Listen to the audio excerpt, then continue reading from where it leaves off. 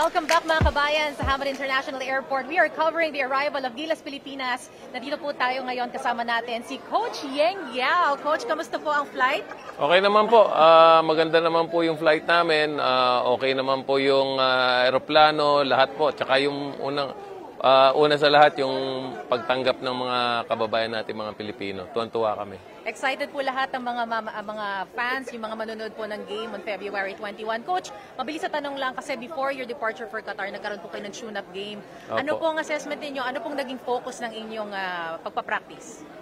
Yun lang pong magkasama-sama po kami kasi for the first time, bago kami maglaro sa window na to, yun lang ang chance namin na makapag-tune up. Wala pa nga si Andre Blatch doon, no? Pero maganda naman yung resulta. Kita namin maganda yung samahan, yung blending. So, maganda, malaking kumpiyansa namin na kaya natin manalo. Meron po tayong makikitang bago dun sa game that's upcoming on February 21 na hindi pa po nakikita ng ating mga fans, mga supporters. Well, siguro ang bago lang kasi si Andre Blatch, ngayon lang siya maglalaro, no, sa window na to after nung suspension niya. Yes, correct. So, yun ang pinakamalaki sigurong magbabago, malaking tulong siya sa depensa. Tapos meron din tayong mga bagong players sina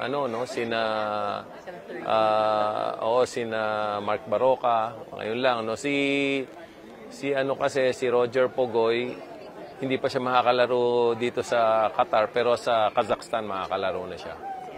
Maraming salamat po, Coach. And finally, before po tayo matapos, anyayahan niyo po ang mga manonood natin na pumunta sa Algarapa, yung mga manonood din sa kanila mga television on February 21. Coach, excited ang lahat. Sa lahat po ng mga kababayan natin, mga Pinoy, excited na rin po kaming makita kayo at maglaro sa harapan ninyo.